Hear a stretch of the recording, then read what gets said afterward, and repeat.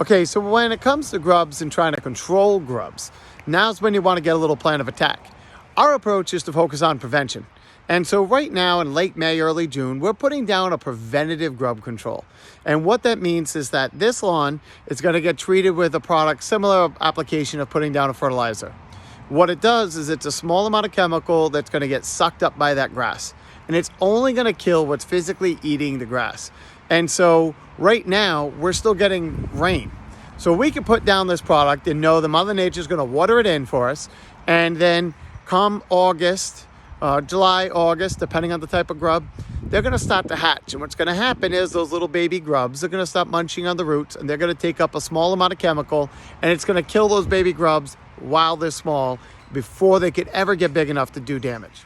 Okay, for you naturalists that are out there or anybody trying not to use chemicals, there's a piece at the end that you really want to pay attention to, because there are natural controls that are pretty effective towards controlling grubs. Not as reliable, not as common, but I got a section. I'll be shooting videos just on this other product, but you got to watch the end to find out. Now, the next step is if you did not put down a preventative grub control in spring, then that means you are free to have grubs, and you're most likely going to get grubs. It's just a matter of how many. Some years are worse than the others. So what you could do is if you've got to put down your grub control, you can wait until September, maybe even the beginning of October, depending on when the real rains are coming back with plenty of moisture in the ground. And then at that point, you can put down a contact grub killer. What those say is they'll say something like 24-hour grub killer or fast-acting grub killer. What that does is that's what we refer to as a contact grub killer. So instead of the preventatives where they're being taken up by the plant and they're inside and only going to kill what's inside or what's eating the grass, these are contact killers. You put it down, it's going to kill a number of different insects. Most of them are bad. And yes, I don't care what the manufacturers say. In my mind, you're probably going to take out some good insects too. So that's why I'm not a big fan of contact grub killers. However, if it's October, November, if you haven't experienced a grub infestation before, they can literally destroy your lawn, and you come out one day and it looks like something rototilled your lawn. And I've had 30,000 square foot lots that looked like it was tilled under from start to finish by as severe of a grub problem. So it is something to be aware of, and it can get quite devastating to a lawn. Okay, so just so you can see what the grub control looks like, this is where if we have the preventative grub controls, and this is what we're putting down now in June. It's going to say annual grub beater is just a brand. But what I'm looking for is apply once a year. Something that says systemic insect control. This is for when I have a problem or when I don't have a problem and I'm trying to prevent a problem. Again, I'd rather use a small amount of chemical early and prevent a problem than to wait till I have a bigger issue. Because when you get a bad infestation, this is what it can actually do. I don't know if you can see with that glare, but this is a piece of sod. And those are the grubs. And when you get a ton of grubs, a real bad infestation, they just chew the roots right off, and you can literally peel the sod back and see all the grubs right below them. And so when you physically have grubs, whether it's early in the cycle, like just early when spring is coming, or later in the season, you physically see grubs, you need to use something that says 24-hour grub killer, fast-acting grub killer, something that says contact grub killer. And you can see right here, it says kill by contact. That's the only option when you have adults.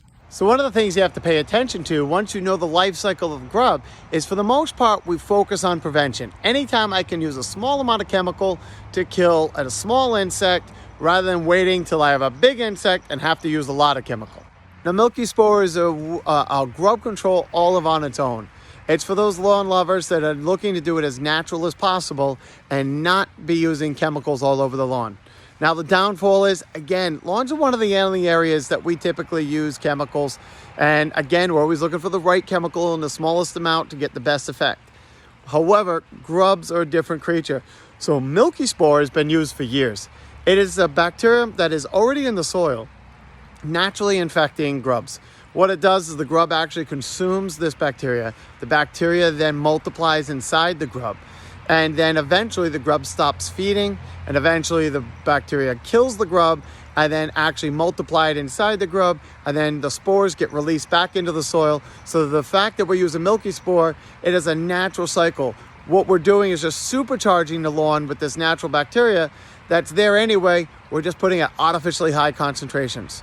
Now, I've been selling this product for over 20 years, and the manufacturer always said it was good for about 10 years. And sure enough, the customers that used it were raving about it and saying how well it worked. And sure enough, they had to reapply about 10 years later. But it's a little bit different product. I'm gonna have a video all on its own. At this point, I just wanna let you know that there are natural ways to control grubs, but they are not as reliable. After 10, 15 years, they finally rechanged the label to start saying small grub outbreaks are possible. The reality is Japanese beetles and some of these other beetles, just some years the infestations are just so high that there's no way these natural controls, even in high concentrations, in my opinion, are gonna keep up. However, it is grossly the exception because traditional grub controls need to go down every season to break the cycle. Whereas that's a one-shot treatment, and that you put it down once, it's good for 10 years. Now, one last thing I want to talk about is milky spore for controlling grubs. This is a grossly underutilized product that most people don't even know about how to kill insects with insects. So no matter what option you want to do for grubs, now's the time to be thinking about it, because if you don't do something, you're going to come out one day and your grass is going to look like this. And then eventually it's inevitable. If I was a beetle flying around looking for a place to lay my eggs, I'm going to look for a nice green lawn. I'm not going to look at the half-dead lawns. I'm not going to look at the neglected lawn. I'm going to pick out a nice green lawn. So if you're taking all your effort to make your lawn look as good as you can, you're also making a welcome wagon for the grubs. And so pick your poison, figure out natural, synthetic, preventative, curative, doesn't matter. But if you're trying to get a good looking lawn, you have to be prepared for the grubs. Hope that helps.